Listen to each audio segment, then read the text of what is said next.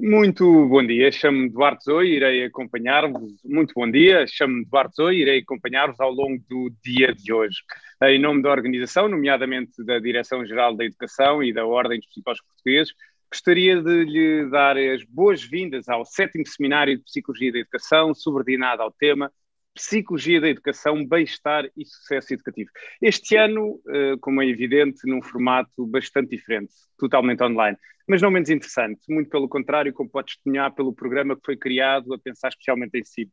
Mas vamos agora ao que interessa. Nesta sessão de abertura tenho agora a honra e o prazer de passar a palavra, em primeiro lugar, a José Vítor Pedroso, Diretor-Geral da Educação, logo de seguida a Francisco Miranda Rodrigues, bastonário da Ordem dos Psicólogos Portugueses. Muito obrigado.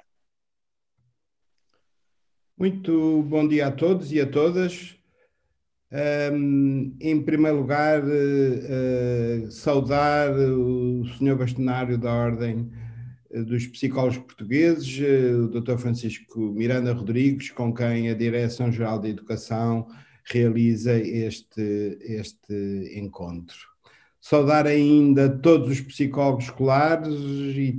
e todos que assistem a este encontro, os senhores diretores de escolas, de professores, encarregados de educação, investigadores e estudantes. Sabemos que também temos vários estudantes inscritos neste seminário.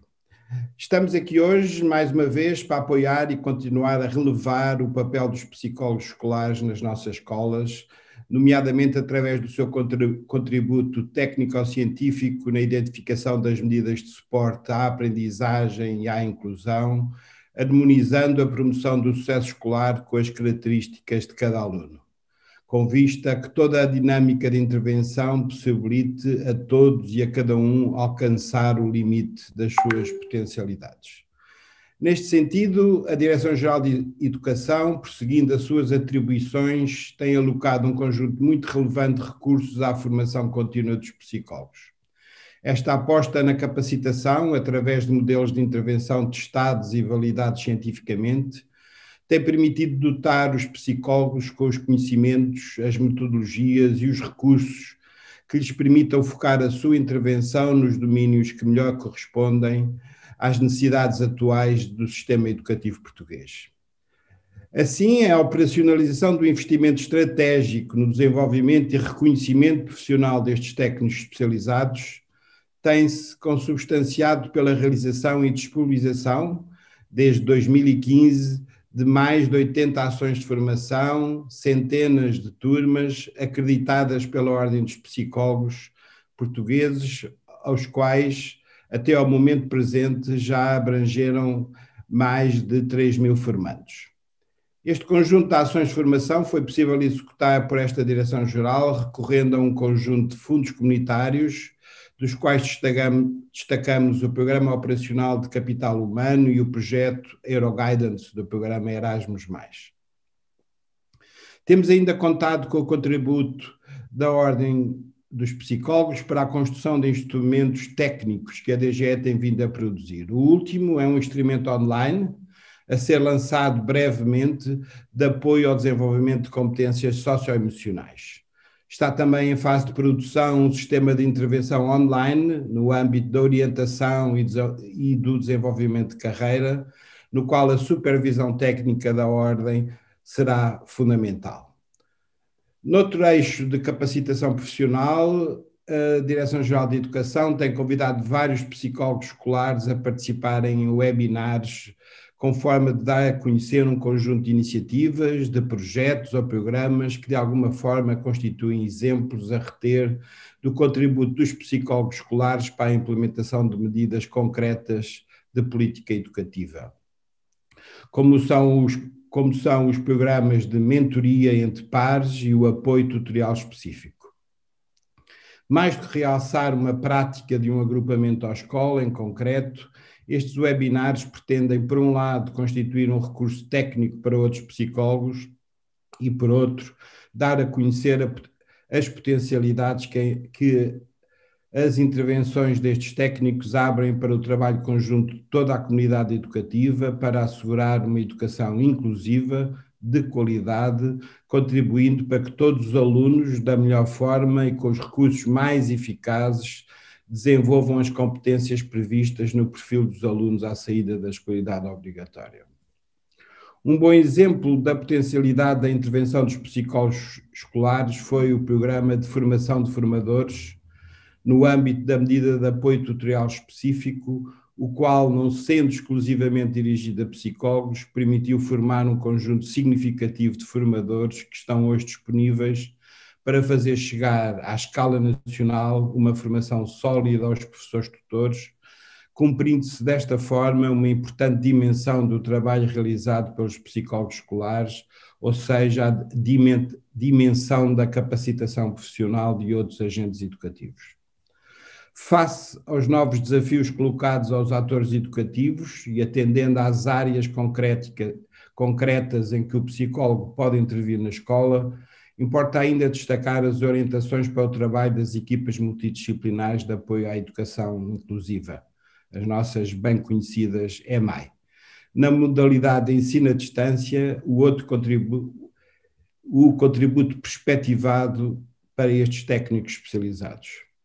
Gostaria de terminar celebrando esta cultura de trabalho colaborativo, referindo a cooperação institucional que esta Direção-Geral tem encetado com a Ordem dos Psicólogos Portugueses, a qual foi formalizada em 2015, por ocasião de uma edição anterior do evento que nos junta hoje aqui, através da celebração de um protocolo de colaboração com vista à articulação e cooperação entre as duas entidades no âmbito da psicologia escolar. Para terminar, saudar e agradecer a todos os participantes, conferencistas, e desejo que ao longo deste evento aconteça um trabalho profícuo e com impacto no desenvolvimento profissional de todos os que aqui participam. Muito bom dia a todos, muito obrigada pela vossa presença.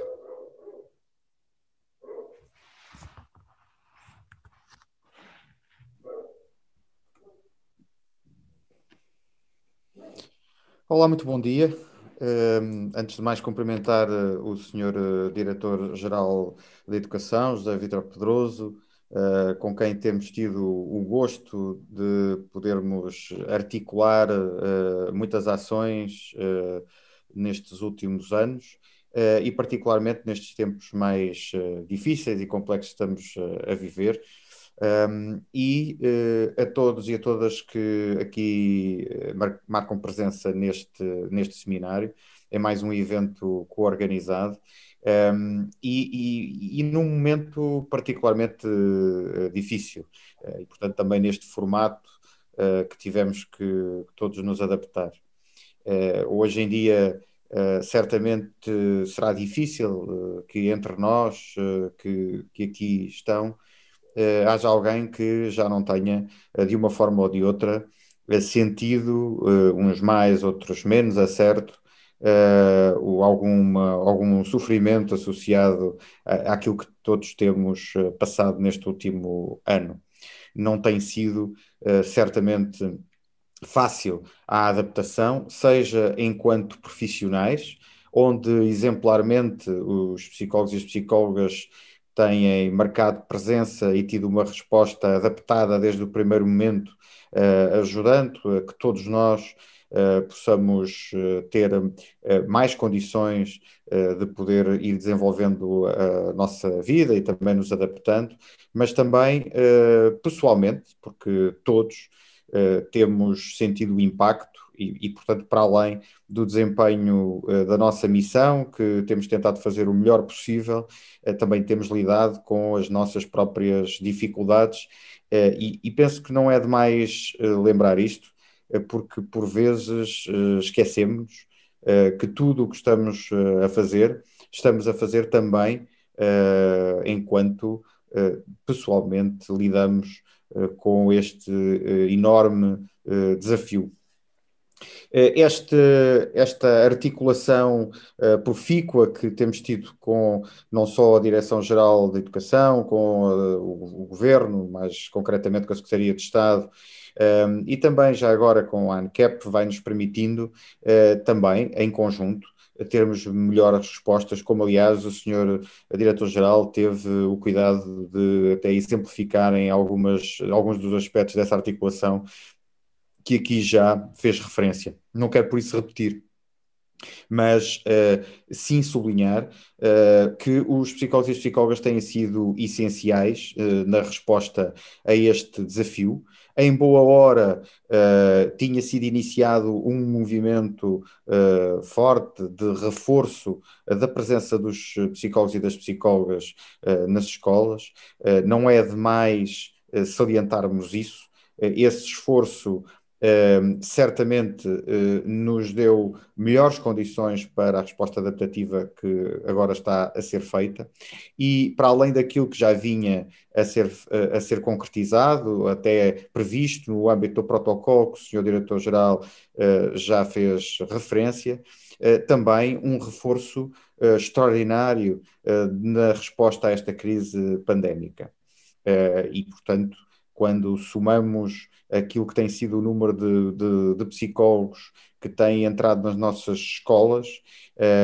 e juntamos estes últimos 400, mais de 400 profissionais nessa resposta, permite-nos estarmos neste momento num patamar diferente de cerca de 1.700 profissionais nas escolas portuguesas e que certamente colocam um cenário bastante diferente daquele que existia em 2015, quando assinámos esse mesmo protocolo. Essa é a parte boa, se lhe juntarmos ainda que sempre mostramos uma preocupação muito grande com aquilo que eram a continuidade das intervenções que os psicólogos poderiam fazer com o conhecimento do contexto e que isso exigia uma vinculação e uma permanência dos psicólogos. Não posso esquecer palavras também do Sr. Ministro da Educação, num encontro anterior, e do Sr. Secretário de Estado, fazendo referência a que os psicólogos, sendo uma necessidade permanente, teriam que ter também uma vinculação permanente às escolas e, portanto, estarem em continuidade a desenvolver o seu trabalho. Não é demais reforçar isso e dizer que, na continuidade dessa afirmação, de facto, também, provavelmente, cerca de 400 profissionais tiveram a possibilidade de ter essa mesma vinculação e isso há que sublinhar como positivo. É certo que todos sabemos que muito há ainda por fazer, haverá sempre, e neste momento que estamos a viver, particularmente mais difícil, certamente que para aqueles que ainda não terão a sua situação com as condições que são mais indicadas para o desenvolvimento da sua atividade, certamente que estas palavras até poderão parecer parte de um outro mundo, um mundo diferente daquele em que estão a viver. E isso é natural, face àquilo que é o que nos toca nos todos os dias, com as nossas próprias dificuldades. Mas temos que relembrar não só o que está feito, mas também um momento particularmente difícil que todos atravessamos. O país está a tentar responder no âmbito de uma crise internacional com as dificuldades que muitos outros países também estão a ter nessa resposta, com recursos que são evidentemente sempre limitados,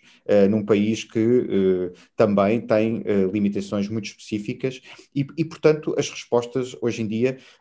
por muito que estejam a ser criativamente adaptadas, também é verdade que têm as suas limitações e que temos todos que fazer face a este este problema com um esforço coletivo, um esforço que nos una a todos para ultrapassarmos o mais rapidamente possível a situação que estamos a viver. Gostava, para além disso, de apelar à Direção-Geral de Educação e também ao Governo para reforçarmos todos ainda mais a articulação existente e criarmos condições para muito melhor ainda a articulação para o conjunto de psicólogos e psicólogas que trabalham em diferentes respostas em contexto escolar. Esta melhor integração destas respostas e articulação das mesmas não só significará melhores condições de trabalho para todos, mas significará essencialmente respostas mais efetivas e, portanto, em benefício, em muito melhor e maior benefício para toda a comunidade escolar que beneficia das nossas intervenções. Penso que esse é também um desafio maior nos tempos que hoje temos pela frente. E terminaria com um agradecimento não só por esta cooperação e pelo trabalho de cooperação que tem vindo a ser possível, mas essencialmente um grande agradecimento a toda a comunidade educativa, onde os psicólogos, e uma palavra muito especial, onde os psicólogos e as psicólogas se inserem, para aquilo que têm feito até agora. É com muito orgulho que podemos ver esse trabalho a acontecer, é com muito orgulho na representação de todos estes profissionais. Muito obrigado e os votos de um excelente trabalho. Nós, enquanto Ordem, aqui estaremos para continuar a dar todo o apoio que temos tentado dar durante todo o tempo, particularmente neste último ano de crise pandémica, e abertos a tudo aquilo que sejam as necessidades que nos queiram colocar. Muito obrigado.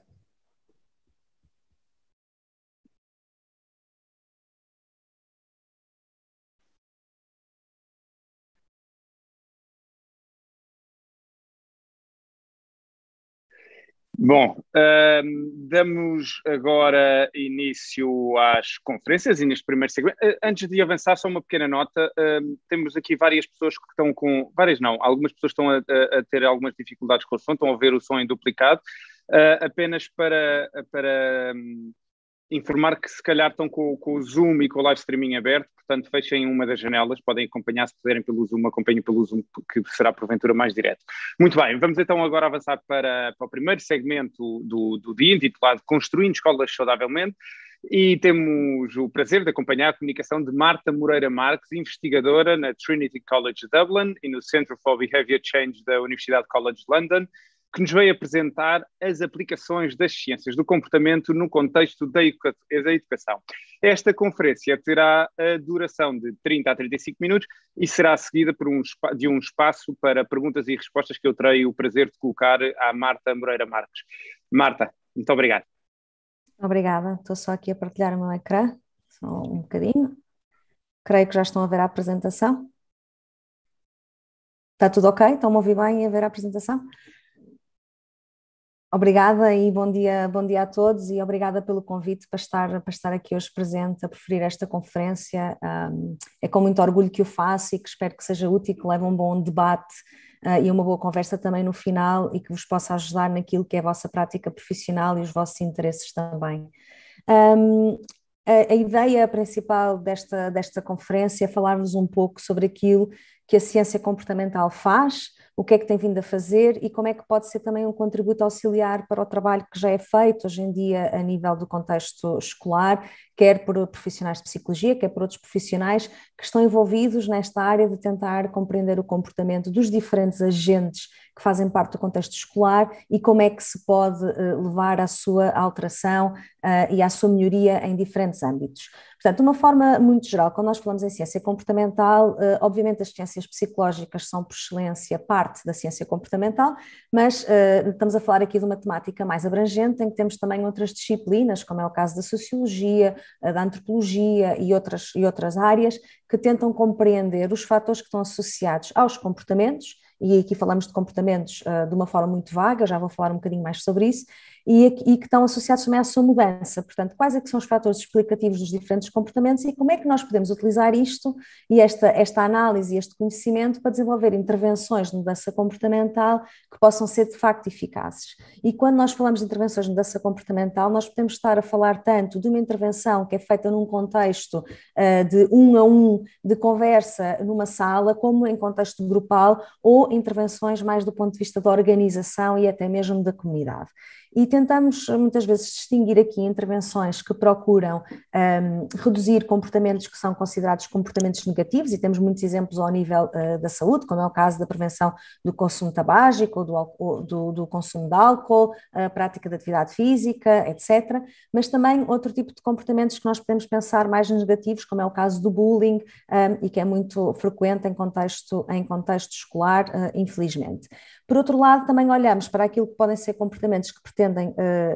intervenções que pretendem promover comportamentos mais positivos, e hoje em dia fala-se muito das escolas saudáveis, que procuram ter esta perspectiva do bem-estar, que inclui também a promoção de comportamentos de alimentação saudável, de atividade física, de envolvimento naquilo que são o contexto escolar do ponto de vista também do bem-estar mental, e neste momento falamos também muito de como é que podemos fazer intervenções, quer na comunidade, quer no contexto escolar, que possam ajudar também na prevenção e no combate à Covid-19, que está na ordem do dia e que todos nós estamos preocupados com isso. E a este respeito, eu queria só também reforçar e chamar a atenção que tem-se vindo a falar cada vez mais da ciência comportamental, e com certeza que vocês também têm visto isto na comunicação social, em relação, por exemplo, ao combate à pandemia, o que tem sido muito bom para trazer isto à ordem do dia, mas também é importante clarificar o que é que significa isto da ciência comportamental,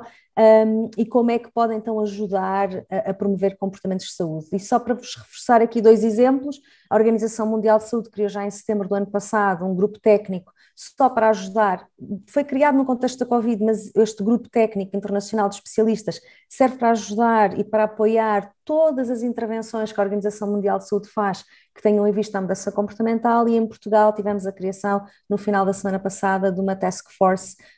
que vai dar recomendações baseadas na evidência para tentar contribuir para a gestão da pandemia, que é essencialmente comportamental e que eu estou também incluída nesta task force.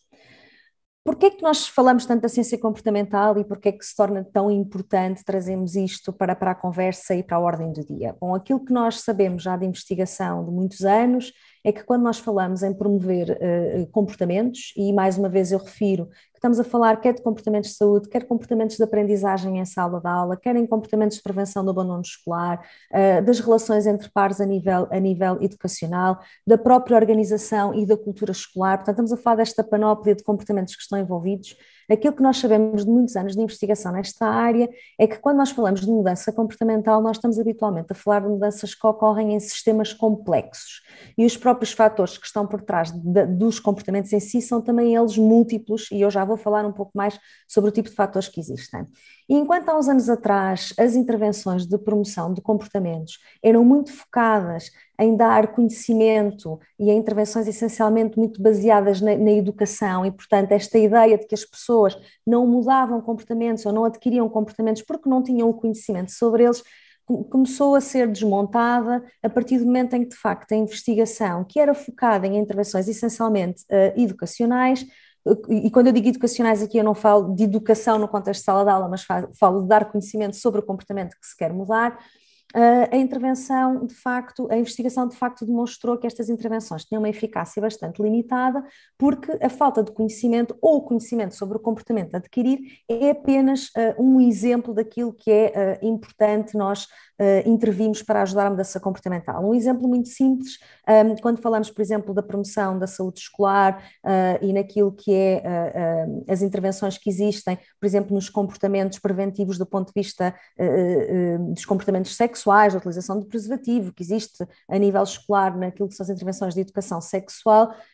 Há uns anos atrás, estas intervenções eram muito focadas em apenas dar conhecimento sobre o que é que existe e o que é que está disponível para comportamentos sexuais preventivos e responsáveis, e hoje em dia nós temos intervenções que utilizam os pares, que utilizam estratégias práticas de mudança comportamental, que utilizam extensão à comunidade, que envolvem uma série de outros agentes e intervenções ao longo do tempo, até mesmo nas diferentes disciplinas, porque de facto se percebeu que para mudar comportamentos como este nós precisamos de intervir a diferentes níveis. Um aspecto que aqui é essencial é que quando nós queremos desenvolver estas intervenções de mudança comportamental e aplicar a ciência comportamental neste contexto, nós temos que fazer este diagnóstico e esta análise do comportamento, porque aquilo que nós sabemos é que as técnicas ou as intervenções que nós vamos utilizar para mudar comportamentos só vão ser eficazes se forem dirigidas às barreiras e aos facilitadores dos mesmos. Portanto, voltando ao exemplo do conhecimento, se aquilo que é o problema que está por detrás da não adesão a um determinado comportamento não tem a ver com a falta de conhecimento, e utilizar uma intervenção que é focada em dar conhecimento provavelmente não vai ter o sucesso necessário. Eu já vou dar alguns exemplos em relação a isso e falar de uma forma mais concreta em relação a este contexto. Um aspecto essencial é que se nós queremos aplicar e desenvolver intervenções de mudança comportamental sustentada, quer no contexto educacional, quer em qualquer outro contexto, e trazer isto para as políticas que existem para os decisores e para aquilo que são as guidelines e as diretrizes que nós utilizamos, nós temos de facto que acumular evidência e compreender o que é que funciona para diferentes comportamentos,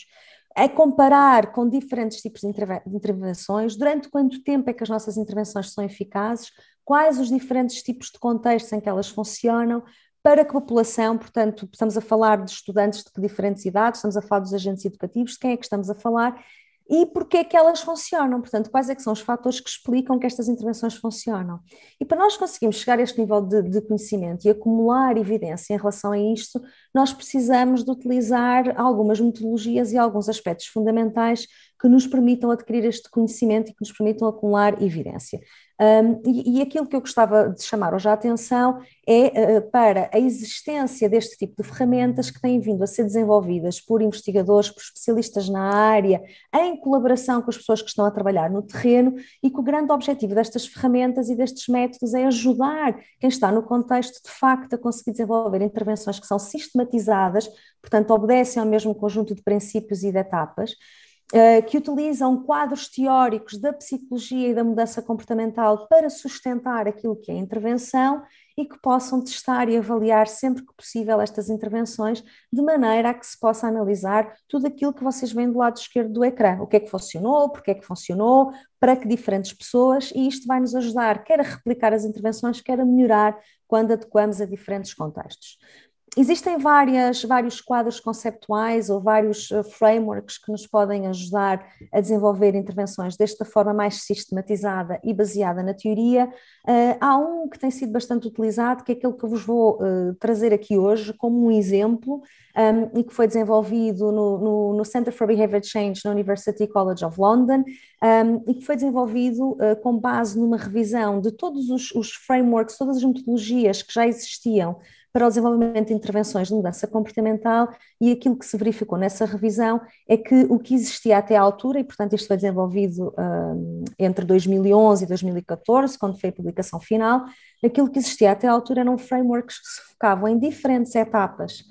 de intervenções de mudança comportamental, mas que não traziam nem os quadros teóricos da psicologia e destas disciplinas associadas às ciências do comportamento, nem traziam um método sistematizado de nós conseguirmos desenvolver a intervenção do princípio até ao fim. E, portanto, este conjunto de autores desenvolveu a Behavior Change Wheel, não tem uma tradução que seja habitualmente utilizada, mas é uma roda da mudança comportamental e que tem a ver com o diagrama que vocês veem aqui. E que o grande objetivo foi então desenvolver esta metodologia para apoiar no desenvolvimento de intervenções e também na sua avaliação, de forma sistematizada e transparente, com este foco sempre na mudança comportamental como aquilo que é o nosso endpoint e aquilo que é o objetivo. Com esta ideia de acumular evidência, como eu já referi anteriormente, para que possamos utilizar os resultados das nossas intervenções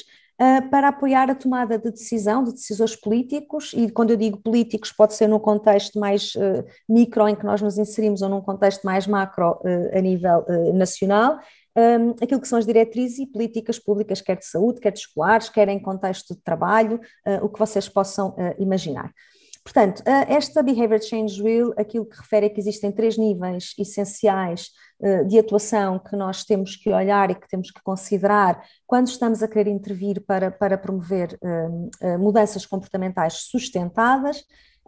e organiza estes 3 níveis. Portanto, o que nós temos na parte de fora são as categorias mais políticas, que têm que estar presentes para que as intervenções possam funcionar. Portanto, existem uma série de regulamentações e aspectos mais macro nesta perspectiva multinível, que se não tiverem presentes, dificilmente as nossas intervenções podem funcionar, como são no meu caso das regulamentações, daquilo que é as alterações no contexto físico que nos podem ajudar a implementar as nossas intervenções. Depois, aquilo que vocês veem no lado vermelho, no círculo, na parte vermelha do círculo, são as funções das nossas intervenções. Portanto, nós intervimos para quê? Para dar educação, para dar facilitação, para dar treino, para ajudar com aspectos de persuasão e outro tipo de elementos das nossas intervenções. E o que vocês veem aqui, a verde, são as fontes do comportamento. Portanto, o que é que está por trás do comportamento que nós temos que conhecer para depois escolhermos que tipo de intervenções é que vamos utilizar. E eu vou-vos agora falar um bocadinho sobre estas etapas. Obviamente, nesta conferência não teremos muito tempo a falar em tudo de forma detalhada, mas a ideia é dar-vos aqui um overview das etapas que existem, como é que elas estão organizadas e como é que nós as podemos implementar. E, portanto, de acordo com o Behavior Change Wheel, mas também com outros métodos e outros quadros conceptuais de desenvolvimento de intervenções de mudança comportamental, nós temos aqui 4 etapas principais. A primeira etapa é a definição do comportamento-alvo. E eu acho que para grande parte das pessoas que estão aqui na audiência, a seleção de comportamentos e a compreensão do que é um comportamento é claro, porque faz parte da disciplina que muitos de nós estudamos, mas é fundamental quando nós falamos de intervenções de mudança comportamental, que habitualmente são multidisciplinares, que envolvem vários agentes e que envolvem diferentes níveis, que fique bem claro desde o início da intervenção que comportamentos-alvos é que nós estamos a falar especificamente, a que é que nós nos estamos a dirigir. E não só dizer de uma forma geral qual é que é o comportamento, por exemplo, a prevenção do abandono escolar, ou o combate ao bullying na escola, ou a promoção de uma alimentação mais saudável utilizando o contexto escolar, mas de forma mais específica, quem é que tem que implementar o comportamento, como é que esse comportamento tem que ser implementado, se esse comportamento é fácil ou não de ser implementado pelo público-alvo, que efeito é que vai ter naquilo que se pretende em termos de variáveis de resultado. Portanto, isto são tudo elementos fundamentais que têm que estar definidos desde o início para que a intervenção possa, de facto, ser focalizada no comportamento ou nos comportamentos que se pretendem mudar. Eu vou hoje falar um bocadinho mais sobre estas outras etapas. Portanto, quando nós temos o comportamento estabelecido, aquilo que se faz a seguir a um diagnóstico comportamental, o que é que precisa de mudar, quais é que são os fatores associados àquele comportamento que têm que mudar para que o comportamento possa ocorrer. E quando isto está estabelecido, que tipo de intervenções é que nós podemos depois pôr em prática? Quais as técnicas específicas, os conteúdos da intervenção que devem ser utilizados para mudar esses fatores e como é que eles podem ser implementados? Portanto, todo o design e o delineamento dessa mesma intervenção. E para cada uma destas etapas é fundamental que se utilize a evidência que existe para cada uma delas, e existe esta evidência disponível de muitas fontes. Eu não vou ter tempo hoje de falar sobre isso, mas está em curso, por exemplo, um projeto que procura fazer a realização de evidência, de síntese da evidência quase em tempo real para intervenções de mudança comportamental, para que as pessoas que estão no terreno, ao aceder a uma plataforma informática simples, possam encontrar informação sobre aquilo que funciona melhor para a problemática que estão a tentar trabalhar. Para cada uma destas etapas, para além da evidência que existe em relação ao que devemos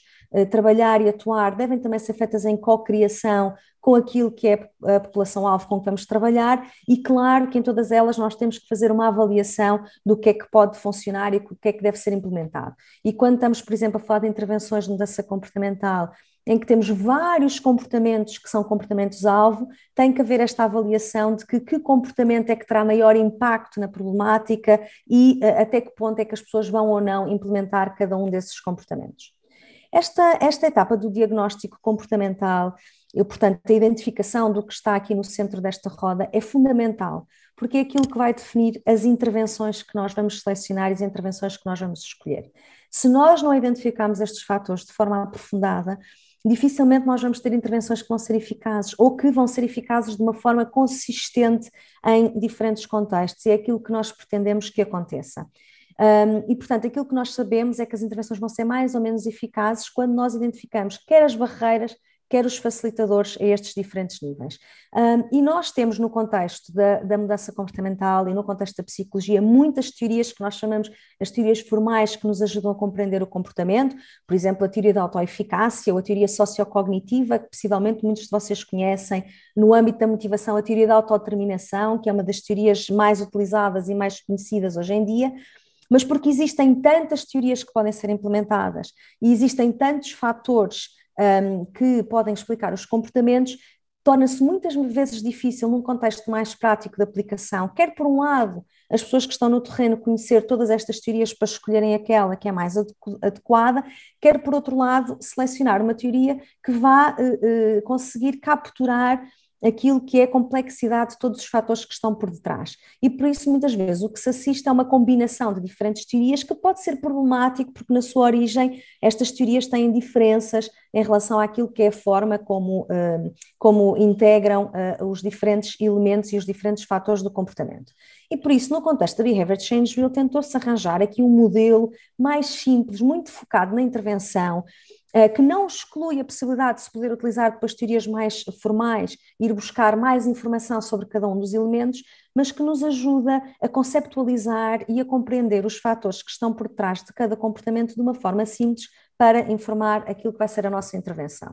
E, portanto, de acordo com este modelo que se chama COM-B, existem 3 categorias fundamentais que são explicativas do comportamento. Por um lado, a capacidade, e a capacidade está dividida em capacidade física e capacidade psicológica. Por outro lado, a motivação, e aqui temos a motivação reflexiva, como é o caso das nossas crenças e intenções, ou a motivação automática, como é o caso dos comportamentos habituais e das emoções, e aspectos relacionados com a oportunidade, quer a oportunidade física em termos de acesso a recurso, quer a oportunidade social. E eu trouxe-vos apenas um exemplo muito simples, porque está na ordem do dia. O uso da máscara para a prevenção da Covid-19 é um exemplo em que nós podemos olhar para estas categorias de capacidade, motivação e oportunidade e encontrar vários fatores para cada um deles. Vocês têm aqui só alguns exemplos, mas se nós quisermos promover de forma eficaz o uso da máscara para a prevenção da Covid-19, nós vamos ter que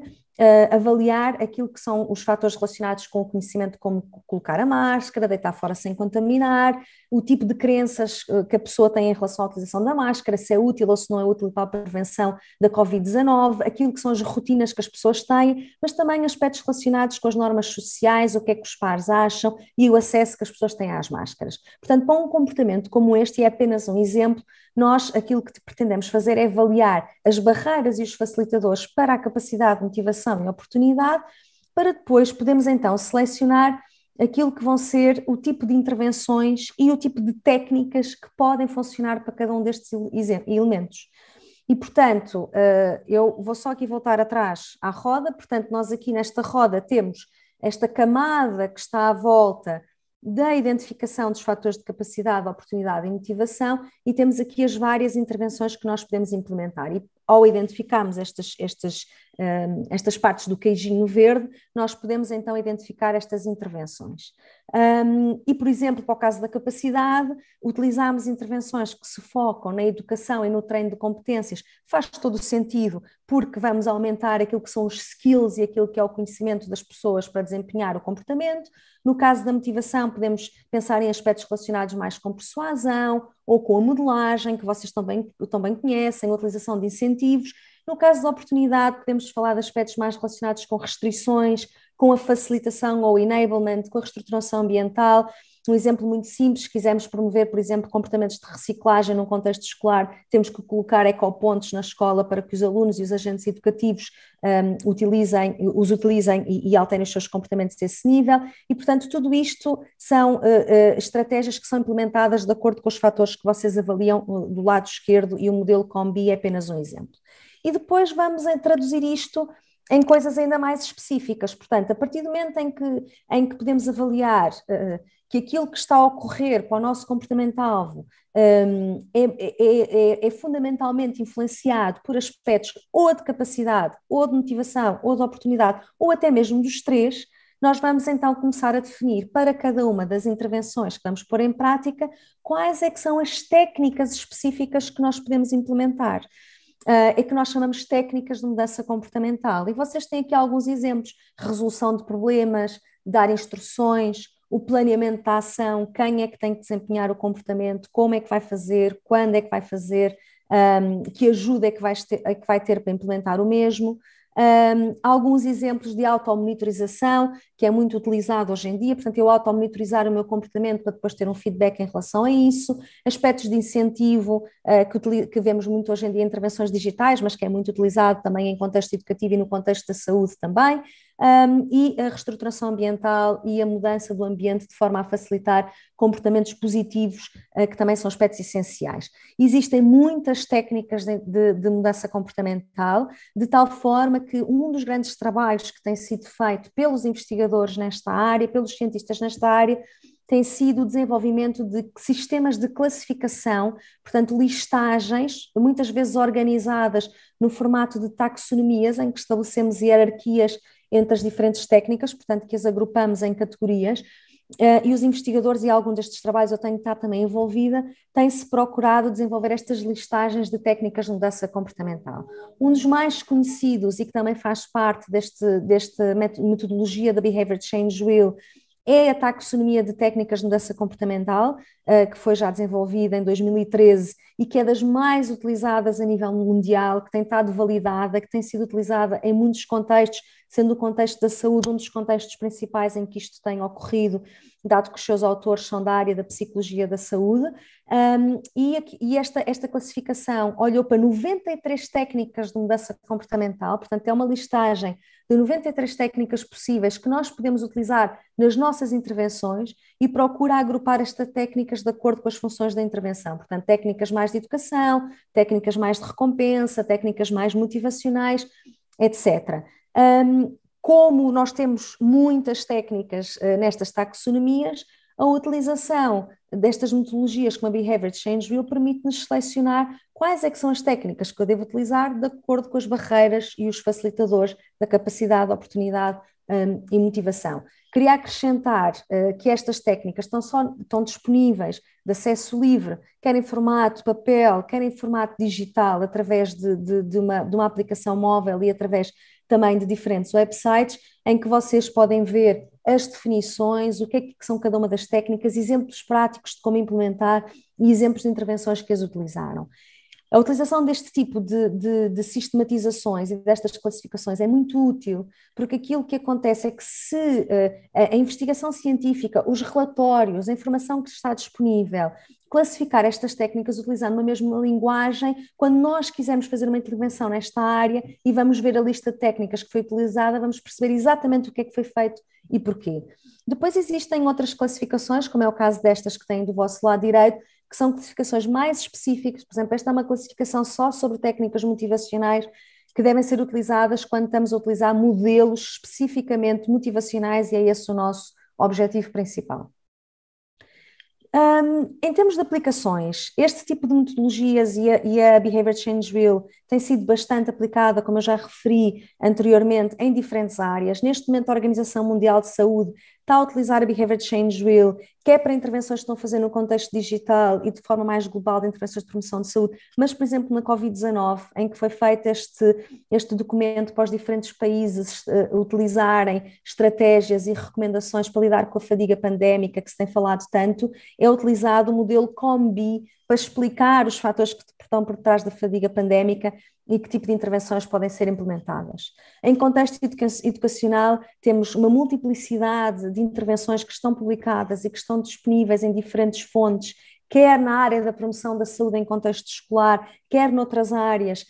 em que vocês podem encontrar como é que toda a intervenção foi desenvolvida utilizando esta metodologia, como é que foi avaliada, como é que foi implementada e podem replicar. E depois temos aqui também 2 exemplos que vocês têm os links e eu sei que depois vão ter acesso também a estas referências e depois poderão explorar com mais calma, mas da utilização das ciências comportamentais para o desenvolvimento de intervenções específicas em contexto escolar, neste caso uma de promoção do envolvimento e de uma maior aprendizagem de alunos no ensino à distância, que hoje em dia falamos tanto e tem sido um aspecto fulcral na gestão da pandemia e possivelmente vai continuar a estar presente para diferentes níveis de ensino. E o que estes autores fizeram foi desenvolver uma intervenção utilizando a ciência comportamental, portanto, utilizando técnicas relacionadas com a formação de objetivos, planificação, resolução de problemas, para estabelecer um programa específico de aumento do engagement, do envolvimento dos alunos e da aprendizagem, e avaliaram o impacto que isso teve em termos da aprendizagem destes alunos, e portanto é interessante vocês poderem depois explorar estes exemplos. E temos aqui um outro exemplo feito por colegas da Behavioral Insights Team, que trabalha muito com o Departamento de Educação e de Saúde Pública no Reino Unido, que desenvolveu esta intervenção para aumentar aquilo que é a aprendizagem e o sucesso em disciplinas como a matemática e o inglês, sendo disciplinas fulcrais no Reino Unido, em que são utilizadas mensagens de texto, é utilizado o envolvimento dos pares como princípios fundamentais da mudança comportamental para aumentar a motivação da aprendizagem dos alunos e também para ajudar os professores em contexto de sala de aula a promover com 4 princípios fundamentais, neste caso, por exemplo, o encorajamento e a lembrança, este sentimento de partilha em sala de aula, promover as redes sociais de suporte e o desenvolvimento também de competências que vão para além da matemática e do inglês e que são fundamentais para a aprendizagem escolar e para a aprendizagem dos alunos. Em jeito de conclusão e para mensagem-chave, e também para dar tempo a algumas questões que vocês possam ter e possamos conversar um pouco sobre isto, no contexto escolar, a aplicação das ciências comportamentais pode ajudar de uma forma muito concreta a utilizar intervenções que vão ter impacto sustentado em termos das mudanças comportamentais, quer ao nível da saúde escolar, quer ao nível da aprendizagem dos alunos, daquilo que é a cultura e da organização da escola, quer noutros comportamentos relacionados com o bem-estar dos alunos e o bem-estar dos seus agentes, quer em intervenções de extensão à comunidade. Portanto, há todo aqui um nível organizacional em que estas intervenções nos podem ajudar, num ponto de vista multidisciplinar, a promover esta colaboração multidisciplinar e a considerar aquilo que são os diferentes níveis de atuação nas escolas, a promover comportamentos sustentados nesta perspectiva da escola como um local de promoção de bem-estar de uma forma mais global. A ciência comportamental pode ajudar também nesta perspectiva de que quem está a intervir no terreno possa intervir utilizando métodos e quadros conceptuais que vão levar a uma sistematização da intervenção e que, ao utilizarem etapas como as etapas que eu vos mostrei, de identificação do comportamento, diagnóstico comportamental, quais é que são os fatores que estão por detrás e que tipo de técnicas e ferramentas é que podem ser mais eficazes para cada um desses fatores, vão levar a que nós possamos ter uma avaliação, uma testagem e uma implementação mais adequada das intervenções de mudança comportamental que vão ajudar na acumulação de evidência. E isto vai permitir que nós consigamos identificar algumas intervenções-chave que são eficazes para aquele contexto, para aquela população e para aquele comportamento e que depois possam ser replicadas e adaptadas de formas cada vez mais simples e mais rápidas de serem utilizadas. E é fundamental esta perspectiva de nós pensarmos na acumulação de evidência, porque é isto que depois também vai fazer com que a vossa atuação possa ser uma atuação com maior impacto a nível das políticas que podem ser implementadas em contexto escolar e em contexto da educação, por esta compreensão de que as intervenções vão para além de uma intervenção one-to-one, que podem ser intervenções feitas neste contexto mais grupal, organizacional e de extensão comunitária e que assim podem ajudar também a escola a tornar-se este elemento central de promoção de comportamentos, quer de saúde, quer outro tipo de comportamentos sustentáveis que promovam o bem-estar. E eu vou-me ficar por aqui em termos da minha apresentação e disponível para as questões que queiram colocar. Obrigada.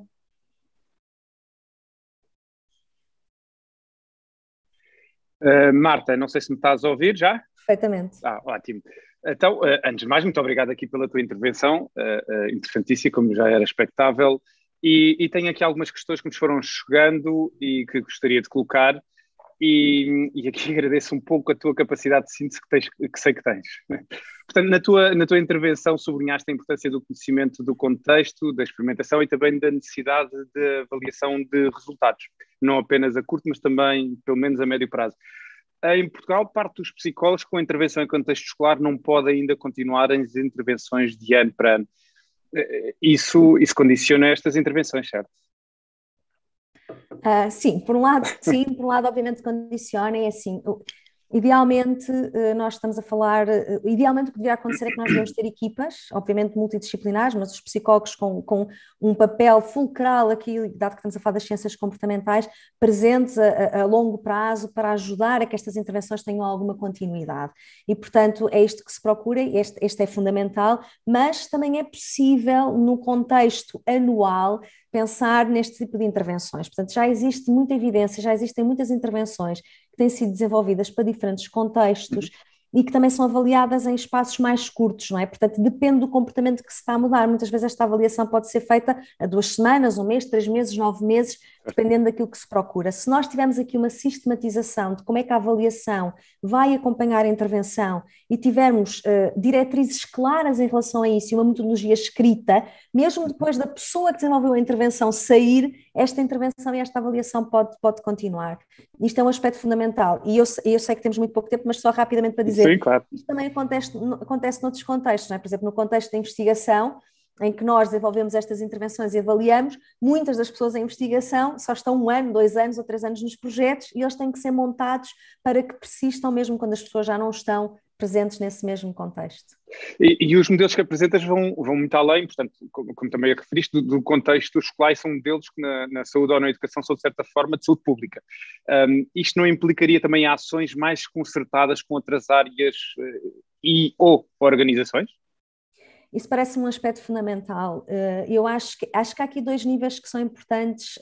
referir. O primeiro é que a utilização deste tipo de metodologias também é útil para intervenções mais específicas, focadas, por exemplo, no contexto do psicólogo que está a trabalhar mais a nível da orientação escolar ou da saúde escolar, só no contexto da escola, ou mesmo na sala de aula, naquilo que os professores podem fazer em termos de desenvolvimento dos alunos. Mas, idealmente, aquilo que se pretende com este tipo de intervenções é que haja esta ligação também com outras áreas, nomeadamente a nível da extensão à comunidade, a nível de outras áreas da saúde pública, para que possamos promover estas intervenções que têm como objetivo o bem-estar, que é aquilo que se está a falar também aqui hoje e é aquilo que se pretende promover. Portanto, esta multidisciplinaridade e esta compreensão de que tudo isto acontece em sistemas complexos é fundamental para as intervenções funcionarem e é muito importante que isso seja facilitado e que os psicólogos possam integrar também esses sistemas. Certo. Última questão, Marta. Nos últimos tempos, e a propósito da pandemia que vivemos, tem-se falado muito da comunicação e da importância da forma como se comunica, no sentido de se promover a adesão, a manutenção de determinados comportamentos, certo? Achas que se comunica bem com os alunos e o que podem os diferentes intervenientes, como os encarregados de educação, cuidadores, diretores, professores e outros técnicos, ter em conta na forma como comunicam? Bom, em primeiro lugar, queria só dizer que eu acho que isso é um mote para uma sessão fantástica de várias horas. Sim. Existem já alguns princípios em relação àquilo que pode ser a comunicação mais eficaz. Eu queria chamar a atenção que, por exemplo, a teoria da autodeterminação, que se calhar algumas pessoas que estão aqui conhecem, que é de uma teoria motivacional, tem princípios muito claros do que é que nós podemos utilizar na comunicação para motivar os alunos e outros agentes. Estamos aqui só a falar da motivação dos alunos, mas também a motivação dos agentes que estão nesse contexto, que é essencial, que promovam a sensação de autonomia, de competência e de relacionamento positivo. Algumas diretrizes muito claras, como a comunicação simples, que seja dirigido ao estudante, ao aluno, ao agente que está à nossa frente, de acordo com estes fatores de capacidade, de motivação e de oportunidade, são aspectos essenciais. Portanto, a clareza, a transparência, a segmentação, tendo em conta quem está à nossa frente, são aspectos que podem ser utilizados com facilidade por quem está a agir nestes contextos. Marta, obrigadíssimo aqui por teres dispensado o teu tempo para teres feito aqui esta apresentação interessantíssima e teres disponibilizado também um pouco do teu tempo aqui para responderes a algumas das questões. Muito obrigado e resta um bom dia. Obrigada eu pelo convite. Obrigada.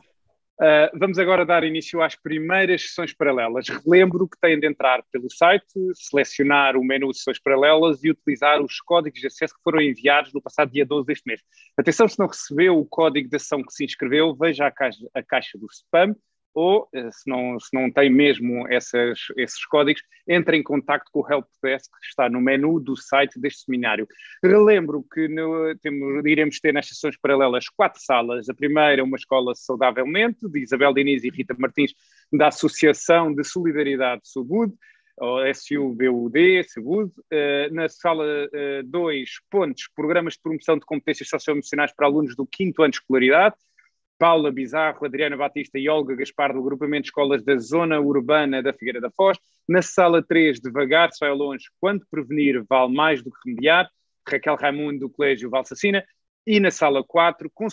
consultoria colaborativa na intervenção precoce na infância, de Leonor Carvalho e Carla Lança, da Associação Nacional de Intervenção Precoce. Da minha parte, despeço-me para já e encontramos aqui às 11h20 para a conferência Escola para Todos e com Todos, com o Rui Trindade. Muito obrigado e até já.